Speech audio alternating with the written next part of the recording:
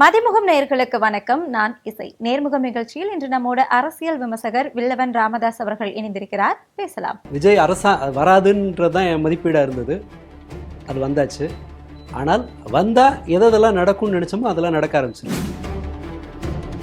எதிர்கட்சி தலைவர் உதயநிதி ஸ்டாலின் சொல்கிற மாதிரி இது ஒரு ரீல்ஸ் அரசாங்கம். திமுக எங்க தவற விட்டாங்க, கோட்டை எங்க விட்டாங்க அப்படிங்கிற ஒரு கேள்வியும் வருது இல்லையா? மு.க. ஸ்டாலினை நிராகரிப்பதற்கான ஏதாவது ஒரு காரணத்தை அங்கிருந்து சொல்ல முடியுமானா முடியாது. இவரை ஏன் தேர்ந்தெடுத்தீங்கன்னு கேட்டாலும் சொல்ல தெரியாது. ஒரே ஒரு பதில் தான், விஜய் மூஞ்சு விசில். மூஞ்சை மட்டும் காட்டி அரசியல் பண்ணவர்கள் இதுவரைக்கும் வரலாற்றில் நாட்டை நாசம் பண்ணதான் ரெக்கார்டில் இருக்கு. சட்டம் ஒழுங்கு பிரச்சனை இது எல்லாத்தையும் சினிமாத்தனமாக தீர்க்கவே முடியாது. இல்லை, சீக்கிரமே உங்க விசிகாவும் கம்யூனிஸ்டும் தர்ம சங்கடப்பட்டு கிளம்புற சூழ்நிலை வர வாய்ப்பு இருக்கு. டயா பூஸ்டர் சுகரை கண்ட்ரோல் பண்ணும், உங்க ஆரோக்கியத்தை மீட்டு தரும். சர்க்கரையை கட்டுப்படுத்துறதுக்கான எளிமையான வழிமுறை, இயற்கையான வழிமுறை. அனைத்து மருந்து கடைகளிலும் கிடைக்கும்.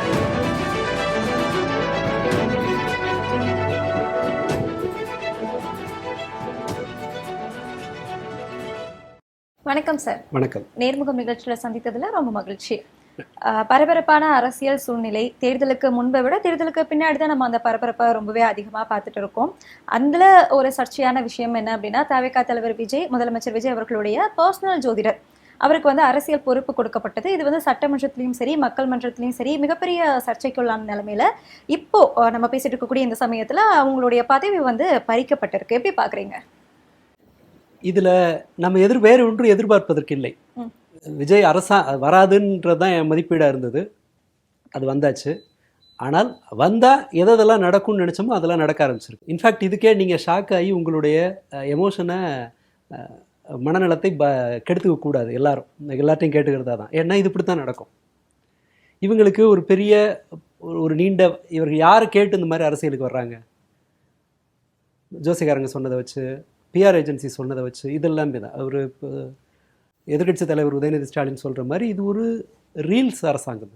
வெறும் ரீல்ஸாலேயே ரீச் ஆகி, ரீல்ஸாலேயே ஓட்டு வாங்கி இந்த என்டையர் இக்கோசிஸ்டம் எப்படி வேலை செஞ்சதுன்னு சொன்னால், ஒரு ஃபஸ்ட் டே ஃபஸ்ட்டு ஷோவுக்கு ரசிகர்களை தயாரிக்கிற மாதிரி இப்போ சமீபமாக ஃபஸ்ட் டே ஃபஸ்ட் ஷோக்கு போகிறது ஒரு எக்ஸைட்மெண்ட் மாதிரி ஆச்சு இல்லையா? தேர்தலையும் ஃபஸ்ட் டே ஃபஸ்ட்டு ஷோக்கு ஆளை ஓட்டிகிட்டு வர்ற மாதிரி ஒரு பிஆர் வேலையை பார்த்து பூத்துக்கு மக்களை ஒரு ஏபொலிட்டிக்கலாக ஹாலோவாக இருக்கிற அறிவுத்திறன்னா நான் சொல்ல வருது இதில் சொல்லலை, இன்டெலெக்சுவல் எபிலிட்டியை பற்றி பேசுகிறேன். நான் அரசியல் ரீதியான அறிவில் அந்த ஆர்வமெல்லாம் இல்லாமல் ஒரு எம்டியாக இருக்கும்போது ஒரு பரவசத்தினால ஓட்டு போட்டு அந்த மாதிரி ஒரு ஓட்டிங் வரும்போது அந்த ஓட்டை கேப்சர் பண்ண ஒருத்தர் இப்படி தான் நடந்துக்குவார். விஜய்க்கு விழுந்த ஓட்டுகள் எல்லாமே பொலிட்டிக்கல் ஓட்டு அப்படின்னு சொல்ல வரேன். பெரும்பாலும் ஒரு சீரியஸ்னஸ் இல்லாத, அது என்னோட குற்றச்சாட்டு. தப்பா சரியா அது ப்ரூவ் ஆகிற வரைக்கும் நான் இந்த குற்றச்சாட்டு சொல்கிறது நிறுத்த போகிறதில்ல. இது என்னென்னா, ஒரு சீரியஸ்னஸ் இல்லாத விளையாட்டுத்தனமாக வந்த ஓட்டுகள் தான் பெரும்பாலும். பலர் அவங்க அதை பற்றி பேசினவங்களோட அடிப்படையை பார்த்தீங்கன்னா தெரியும். ரெண்டு கேள்விக்கு மேலே அவங்க தாங்க மாட்டாங்க. பெரும்பாலானவர்களை பாருங்கள். நல்லது செய்வார், என்ன செய்வார் அதெல்லாம் தெரியாது, நல்லது செய்வார், அவ்வளோதான். வேற ஒன்றும் இல்லை. எப்படி ஒரு ஃபஸ்ட் டே ஃபஸ்ட் ஷோ படத்துக்கு எப்படி போகிறேன், படம் நல்லா இருக்கும் நல்லா இருக்காதுங்கிற கதையெல்லாம் தெரியுது, அதெல்லாம் இல்லை. முதல் நாள் நான் முதல் நாள் பார்த்துட்டேன், படம் பார்த்துட்டேன் அப்படின்னு ஒரு காட்டிக்கிற ஒரு ரசிகனோட மனநிலை இருக்கு இல்லையா?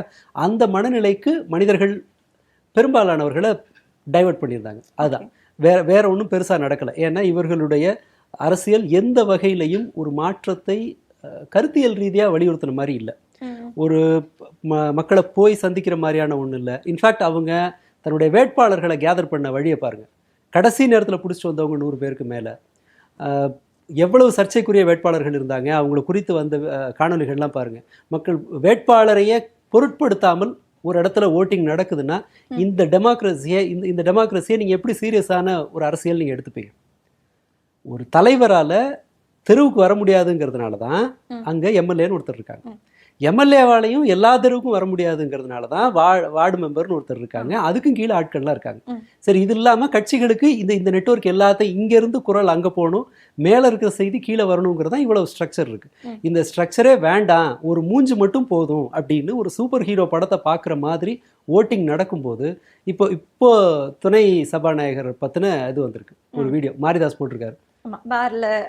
உட்காந்துட்டு அவர் போட்டுட்டு இருக்க மாதிரி. இது நம்ம குறை சொல்றதுக்கு ஒன்றும் இல்லை. ஏன்னா இந்த செலெக்ஷன்லேருந்து இந்த அவுட்புட் தான் வரும். ஓகே, செலெக்ஷன் ப்ராசஸே தப்பு அப்படின்னு சொல்ல வரீங்களா பேசிக்ல இருந்து? ப்ராசஸ் எல்லாம் பெருசா நடக்கல. கிடைச்ச ஆளை பிடிச்சி போட்டாங்க. கீர்த்தனான்னு ஒருத்தர், அவங்க விருதை மகள்னு ஒரு பேஜ் ஆரம்பிச்சு அவங்க ஒரு சோஷியல் மீடியா இன்ஃப்ளூயன்சர், ஒரு பொலிட்டிக்கலா அவங்க ஊருக்குள்ள ஏதாவது சர்வீஸ் பண்ற மாதிரி ஒரு என்ஜிஓ டைப்ல பார்த்துட்டு இருந்தவங்க. அவங்கள கட்சிக்கு வர வச்சு அவர்கள் இன்னொரு தொகுதியில போட்டி போடுறாங்க, தேர்ந்தெடுக்கப்படுறாங்க. அப்புறமா வெளியில வேலைக்கே போகாதவர்கள், முகமே தெரியாதவங்க, கேண்டிடேட் யாருன்னு விசாரிச்சா தெரியாதவங்க. நீங்க பிளஸ் பாயிண்ட் அப்படின்னு சொல்றாங்களே சார், யாருன்னே தெரியாத புது முகங்களுக்கு வாய்ப்பு, சாமானிய மக்களுக்கும் வாய்ப்பு இல்ல. அப்படி பாத்தீங்கன்னா கொளத்தூர் பாபு, அவர் மீதான குற்றச்சாட்டு என்ன? திமுக இருந்த போது அவர் மீது இருந்த குற்றச்சாட்டு என்ன? வட்டிக்கு விடுறது, கட்ட பஞ்சாயத்து, இந்த மாதிரியான கடுமையான குற்றச்சாட்டுகள். அவர் கட்சியை விட்டு போறாரு. இப்பவே எழுதுறாங்க இந்த மாதிரி எவ்வளவுக்கு அவர் வட்டிக்கெல்லாம் கொடுத்தாருன்னு. ஆனால் அவர் தேர்ந்தெடுக்கப்படுறார். மு.க. ஸ்டாலினை நிராகரிப்பதற்கான ஏதாவது ஒரு காரணத்தை அங்கிருந்து சொல்ல முடியுமானா முடியாது. இவரை ஏன் தேர்ந்தெடுத்தீங்கன்னு கேட்டாலும் சொல்ல தெரியாது. ஒரே ஒரு பதில் தான், விஜய் மூஞ்சு விசில். இதை படத்துல இருந்து அவங்க தயாரிக்கிறாங்க. ஒரு படத்தின் வழியா நீங்க அரசியலுக்கு சினிமாவை பயன்படுத்துறது வேற, இது அரசியலையே சினிமா மயப்படுத்தியிருக்காங்க. ஒரு ஹீரோக்கு எதிராக ஒரு வில்லன், ஹீரோ கொண்டு வந்து நீங்க சிஎம் சீட்ல உட்கார வச்சீங்கன்னா பிரமாதமா பர்ஃபார்ம் பண்ணிடுவாரு அப்படின்ற ஒரு அசட்டு நம்பிக்கை. அந்த அசட்டு நம்பிக்கையோட விளைவு என்னன்னா, ஒரு ஜோசியக்காரர் அரசியல் ஆலோசகர்ங்கிற பதவிக்கு வர்றாரு. இல்ல, அது இதுக்கு முன்னாடி இதெல்லாம் புதுசு இல்லை. பல்வேறு சர்வாதிகாரிகள் தங்களோட குதிரைக்கு அமைச்சர் பதவி கொடுத்த வரலாறு உண்டு. இதை நான் சொல்லல, கார்த்தி சிதம்பரம் சொல்றாரு. அவர் நேரடியா சொல்லல, காலிக்கூலா தன்னோட குதிரைக்கு அமைச்சர் பதவி வழங்கினதை வேற சில சர்வாதிகாரிகள்லாம் சொல்லியிருக்காங்க. உங்களெல்லாம் வச்சுட்டு மாரடிக்கிறதுக்கு என் குதிரையை அமைச்சராக்கிடலாம் அப்படிங்கிற மாதிரி. இப்படி வந்து எந்த சிரமமும் இல்லாமல் ஒருத்தர் வெயிலே படாமல் ஒரு நாளைக்கு, அதாவது ஒரு வாரத்துக்கு ஒரு 2 மணி நேரம் வெயில் படுற மாதிரி அரசியல் செய்கிற ஒருத்தருக்கு நீங்க பதவியை கொடுத்தீங்கன்னா நான் இதுல ஆச்சரியமே படலை. ரத்தன் பண்டிட் வந்ததில்லை, இதெல்லாம் இல்லை. இதை மாதிரி இன்னும் 1000 நடக்கும். இன்னும் ஏன்னா அவங்களுக்கு அதனுடைய வலி, சிரமம், அதனுடைய கிரவுண்டோட தேவை எதுவுமே தெரியாது. பட்னி பசியை பார்த்தேன் அப்படிங்கிற அவருடைய பேச்சை பார்த்தோன்னே முடிவு பண்ணிட்டேன், இனிமேல் இவர் பேச்சை வந்து சாவகாசமாக மறுநாள் காலையில் பேப்பரில் படிச்சுக்கலான்னு. ஏன்னா அது முழுக்கவே ஒரு போலித்தனம் இருந்தது. அதை வந்து நான் கஷ்டப்பட்டேன்னு ஒரு ஃபேக்காக உங்களுக்கு எதற்காக ஒரு கண்டென்ட், ஒரு நரேட்டிவ் ஏன் வைக்க வேண்டியிருக்கு? அப்படியெல்லாம் கிடையவே கிடையாது. அவரோட சின்ன வயசுலேருந்து ரொம்ப வசதியான பிள்ளைகள் படிக்கிற பள்ளியில் தான் படிச்சிருக்காங்க. அவங்க அப்பாவே சொல்லியிருக்காரு, சின்ன பிள்ளையா இருக்கும்போதே எனக்கு முதல்ல வீடு ரொம்ப சின்னதாக இருந்துச்சு, அந்த வீட்டை விட பெரிய பாத்ரூம் இருக்க வீட்டுக்கு போனேன் அப்படின்னு தான் சொல்கிறாரு. லயலால ரொம்ப சாதாரணமாக ஒரு ஆவரேஜ் ஸ்டூடெண்ட்டுக்கு சீட்டு வாங்க முடிஞ்சுச்சு. அதுலேயும் இவங்களோட ஃபேக் கண்டென்ட்டை பார்த்தீங்கன்னா 206 மார்க் போட்டு வச்சுருக்காங்க சயின்ஸில், அவரோட மார்க் ஷீட்டில். ஆமாம், சமீபமாக இதாகிட்டு இருந்தேன் ஒரு ஆவரேஜ் ஸ்டூடெண்ட் அப்படின்னு சொல்லிட்டு. ஆமாம், அதாவது மாவட்டத்துக்கு ஒரு ஃபேக்ட் செக் யூனிட் வைக்கிற அளவுக்கான ஃபேக் நியூஸ் வந்து அப்படியே வெள்ளம் மாதிரி பாயுது. இந்த ஈகோ சிஸ்டம் இருக்கு இல்லையா, 34,000 வாட்ஸ்அப் குரூப்பு, அதை வந்து என்ன ஏதுன்னு தெரியாமல் ஷேர் பண்ணுற இந்த குழுக்கள், ரசிகர்கள், இவங்கெல்லாம் சேர்ந்து இனிமே ஃபேக் நியூஸ் வந்து ஒரு நார்மல் நியூஸ் மாதிரி வந்து கொட்ட போகுது. இல்லை, இது இப்போ நம்ம ஸ்கேம்னு எடுத்துக்கிறதா இல்லைனா மாஃபியான்னு எடுத்துக்கிறதா, இதை எப்படி நம்ம எடுத்துக்கிறோம்? இல்லை, எப்படின்னு இல்லை, இவர்களோட இயங்கு முறையே அதுதான். இவங்க இதுக்கு முன்னாடி என்ன வேலை பார்த்தாங்க? சோஷியல் சர்வீஸாக பண்ணாங்க. எதிரில் இருக்கிற நடிகர்களோட படத்தை காலி பண்றதுக்கு இந்த குழுக்களை பயன்படுத்துறாங்க. இவரை 100 கோடி வாங்குற ஒரு பெரிய ஹீரோன்றதுக்காக நீ கடந்த 15 ஃபிலிம்ஸ் எது நிஜமா நிறைய வசூல் பண்ணிச்சுன்னு பாருங்க. சந்தோஷமா இருக்கிற ஒரு ப்ரொடியூசரை சொல்லுங்க. ஓட்டு போட்டவங்க மட்டும் கோடிக்கணக்கில் பணம் போட்ட ப்ரொடியூசரே சந்தோஷமா இல்லை. ஒரே வார்த்தையில முடிக்கிறாரு. சுறா படத்து ப்ரொடியூசர்கிட்ட கேட்டா, தயவு செஞ்சு அதை பேசாதீங்க, என்னை காயப்படுத்தாதீங்கிறாரு. சுறா படத்தை பத்தின்னு ஒரு கேள்வியை கேட்ட உடனே வேற ஏதாவது கேளு, அந்த படத்தை கேட்காதன்னு ஒரு ப்ரொடியூசர் சந்தோஷமா, நல்ல வேலை, ஏதோ கல்பாத்தி ஃபேமிலி கொஞ்சம் சந்தோஷமா இருப்பாங்க போல. மற்ற எல்லாரும் அவங்க மாமா கூட எனக்கு லாபம் இல்லைன்னு தான் சொல்றாரு. இவர் பணம் இல்லை, என் பணம் தான், எனக்கு லாபம் இல்லைன்னு தான் சொல்றாரு. இவங்க ஆனால் லாபமே எந்த ப்ரொடியூசரும் சந்தோஷமா இல்லை. ஒருத்தர் ஆந்திராக்கே ஓட்டாரு, ஆந்திராவில் போய் இன்னொரு படம் எடுத்தாரு, மொத்தமாக முடிஞ்சிட்டாரு. ப்ரொடியூசர் யாருமே பெரிய மகிழ்ச்சியா இல்லை. ஆனா இவர் கையில மட்டும் 200 கோடி ரூபாய் சம்பளம் இல்ல. அதுவே கூட உண்மையா இருக்க வாய்ப்பு குறைவு. 200 கோடி வருமானங்கிறது தமிழ் சினிமா, இவரோட ரீச். நீங்க ரஜினி எடுத்துக்கிட்டீங்கன்னு வச்சுக்கோங்களேன், இதுவும் அவங்களே கிளப்பி விட்ட ஒரு ஃபேக் கும்பல் தான். ஆமா, இவங்க தான் கிளப்பி விடுறது. நீங்க ரஜினிகாந்துக்கு இந்தியா முழுக்க மார்க்கெட் உண்டு. விஜய்க்கு தமிழ்நாடு, கேரளா மட்டும்தான் சந்தை. ஆல் இந்தியா மார்க்கெட் இருக்கு அப்படி இல்ல, அது இவங்களா சொல்றது. ரஜினிகாந்த் மட்டும்தான். நீங்க நேர்மையா பதிவு பண்ணணும்னா அந்த 1000 ரூபா கிளப்புக்குள்ள போகலாம், 1000 கோடி கிளப்புக்குள்ள போகலான்னா அது ரஜினியால தான் முடியும். அவருக்கு தான் அந்த மார்க்கெட் இருக்கு. இவருக்கு அவ்வளவு பெரிய மார்க்கெட்லாம் வெளியில கிடையாது. மேபி இன்னுமே இந்த ஒரு படத்தை வேணா தமிழ்நாட்டில் யாரோ ஒரு நடிகர் ஹீரோ ஆயிருக்காரோன்னு சொல்லிட்டு அவர் போயிருக்கலாம். அந்த மாதிரி இருந்திருக்கலாம். இப்போ பொதுவாக ஒரு தேர்வு செய்கிறதுக்கு எந்த இடத்துலையும் ஒரு எக்ஸலண்ட் பர்ஃபார்மன்ஸ் அவர் கொடுத்ததே இல்லை. நேர்மையாக சொல்லணும்னா சிறந்த நடிகரா இல்லை, ஆவரேஜான நடிகர் தான். பாட்டு பாடுவார், டான்ஸ் நல்ல பாட்டு மற்ற நடிகர்களோட நல்ல பாட்டு பாடுறாரு, டான்ஸ் ஆடுறாரு. இதில் 50 வயசு வரைக்கும் இப்போ சோஷியல் சர்வீஸ் ஏதாவது பண்ணின வரலாறு உண்டா? கிடையாது. இந்த கட்சி ஆரம்பித்து 2 வருஷம் முடிஞ்சிருக்கு. 2 வருஷத்துக்கு முன்பு ஒரு அரசியல் ரீதியான உரையாடல் ஏதாவது ஒரு நடத்தியிருக்காரா? கேள்விக்கு பதில் சொல்லியிருக்காரா? கிடையாது. ஏதோ மீனவர் நலனுக்காக இவங்க மேனேஜருங்க கிளப்பி விட்டு மீனவர்களுக்காக நான் போய் போராடுறேன்னு சொல்லி போனார். அங்கே போய் பாட்டு தான் பண்ணார். என்னோட படம் அடுத்த படம் வரப்போகுது, அந்த படத்தோட பாட்டு இதுன்னு சொல்லிட்டு பாட்டு தான் பண்ணார். 500 ரூபாய் நிதி உதவி கொடுத்த அந்த மீட்டிங் தானே? இல்லை, அது நான் குறைய சொல்லலை. அதாவது அந்த எல்லா விஷயத்தையும் நம்ம அதான் எடுத்துக்க அவசியம் இல்லை. அவர் கொடுக்க இஷ்டம் இல்லைன்னா நம்ம போய் ஒருத்தர் பிடிச்சி பிராண்ட முடியாது இல்லையா? ஒருத்தருக்கு 500 ரூபா தான் கொடுக்க மனசு இருக்குன்னா அவ்வளவுதான். நம்ம எல்லாரையும் போய் அது அப்படி கட்டாயப்படுத்துறது நியாயம் இல்லை. அவருக்கு எங்கே செலவு பண்ணணும், எவ்வளோ நேரம் வெளியில் இருக்கணும், பப்ளிக்கை பார்க்கணும், அதுங்கிறதுல அவரோட சாய்ஸ், அதெல்லாம் சொல்லலை. ஆனால் ஒரு அரசியல் ரீதியான ஆக்டிவிட்டின்னு ஒன்று கிடையவே கிடையாது. சரி, சினிமாவுக்கு அவர் இருந்த சினிமா, அது அவங்க அப்பா வாழ வச்ச சினிமா, சட்டம் ஒரு இருட்டரையா அந்த படம், ஒரு படம் நான் சிகப்பு மனிதன் நினைக்கிறேன், ஏதோ ஒரு படம் வந்து ஆல் இண்டியா ஹிட் ஆச்சு. எல்லா படத்துலையும் எல்லாத்துலேயும் மாறி படம் எடுத்துகிட்டு இருந்தார். அதன் பிறகு தான் அவர் 8000 சதுரடியில் வீடு கட்டினேன் அப்படின்னு சொன்னார். அவங்க அப்பாவிலிருந்து அவங்க அம்மா, அவங்க மாமா, இவங்க அத்தனை பேரையும் இவ்வளவு வசதியோட வாழ வச்ச சினிமா இண்டஸ்ட்ரிக்கு அவர் ஏதாவது செஞ்சுருக்காரா? எதுவும் கிடையாது. இது எதுவுமே செய்யாத ஒருத்தர் நீங்கள் 15 வயசில் வந்து 1ஆம் கிளாஸ் பாடத்தை சொல்லி கொடுத்தீங்கனாலே படிக்காத ஒரு பையனுக்கு கற்று தர முடியாது. 52 வயசில் வந்து நல்லது பண்ணுவார் நம்பிட்டு இருக்குது. இதெல்லாம் அதனால தான் நான் ஃபர்ஸ்ட் ஷோங்கிறேன். ஒரு இல்லை, இப்போ நம்புறாங்க அப்படின்னா நம்ம இங்கே ஆண்டுட்டு இருந்த கட்சிகள் மேலே ஏதோ ஒரு அதிருப்தி இருக்குது அப்படிங்கிறதும் நம்ம ஏற்றுக்கணும் தானே? அதிருப்தி வேற, போர் அடிக்கிறது வேற, ரெண்டுக்கும் வித்தியாசம் இருக்குது. அதிருப்தின்னு சொன்னால் நீங்கள் அதிருப்திக்கு எதிரான என்ன நடவடிக்கை இருந்தது? இப்போ அதிருப்தினா எல்லாருக்கும் ஒரு அதிருப்தி வராது. மேபி கரண்ட் கட் ஆச்சுன்னா பரவலாக எல்லாருக்கும் ஒரு அதிருப்தி வரும். மற்றபடி ஆசிரியர்களுக்கு அதிருப்தி இருக்குன்னா அது ரெவன்யூ டிபார்ட்மெண்ட்டில் இருக்கவங்களுக்கு பெரிய பிரச்சனை இல்லை. ரெவன்யூ டிபார்ட்மெண்ட்டுக்கு ஒரு பிரச்சனை. ஆக ஒவ்வொரு தரப்பிற்கும் தேவை வேறு, பிரச்சனை வேறு. அப்படி அந்த மாதிரி இருந்ததுன்னு சொன்னால் ஒரு அதிருப்தி, பொதுப்படையான அதிருப்தி இருக்குன்னா பொதுப்படையான எதிர்ப்பு அங்கிருந்து வரணும். அந்த மாதிரி எதுவும் வரல. இங்கு நடந்திருப்பது என்னன்னா, எவ்வளவு நாள் போர் அடிக்குது மூஞ்சு அப்படிங்கிறது தான் இந்த இடத்துல வந்தது. இது ரொம்ப ஆபத்தானது. உங்களுக்கு ஒரு தேவையின் அடிப்படையில் ஒரு அப்போ ரத்தன் பண்ணிட்டு தான் வருவார். வேற என்ன பண்ணுவீங்க? நீங்கள் அமுதா மாதிரியான ஆட்கள் வெயிட்டிங் லிஸ்ட்டை போட்டுடுறாங்க. ஓரளவு பர்ஃபார்ம் பண்ணவர்கள் இனி யாரை அவங்க கொண்டு வருவாங்கன்னு தெரியாது. இப்போ பார்க்குறேன் சென்ட்ரல் மெட்ரோவில் பார்த்தா அந்த புத்தக பூங்கா ஒன்று இருக்குது. புத்தக பூங்காவில் பாதி ஷெல்ஃபை காலி பண்ணிட்டு இருக்காங்க நேற்று சாயங்காலம். இன்றைக்கி போனால் தான் தெரியும் மிச்சம் மீதி இருக்கான்னு. எதை நிறுத்துவாங்க? இதை போல் மூஞ்சை மட்டும் காட்டி அரசியல் பண்ணவர்கள் இது வரைக்கும் வரலாற்றில் நாட்டை நாசம் பண்ணது தான் ரெக்கார்டில் இருக்குது. ஜெயலலிதா என்னென்னலாம் செஞ்சாங்க? 91, 96 ஜெயலலிதா ஆட்சியை பாருங்கள். ஜெயலலிதா ஆட்சி அது ஜெயலலிதா முகத்துக்காக வந்ததில்லை. ஆனாலும் அந்த ஆட்சியில் இந்த ஒரு நபரை மட்டும் திருப்திப்படுத்துகிற ஆட்சி எவ்வளவு கொடூரமாக இருந்தது அப்படிங்கிறதுக்கு தினசரி சாட்சிகள் உண்டு. ஜெயலலிதா அரை மணி நேரம் 1 மணி நேரம் சர்வசாதாரணமாக டிராஃபிக்கை பிளாக் பண்ணுவாங்க போகும்போது வரும்போதெல்லாம். போலீஸ் ப்ரூட்டாலிட்டி நினச்சி பார்க்க முடியாத அளவுக்கு இருந்துச்சு.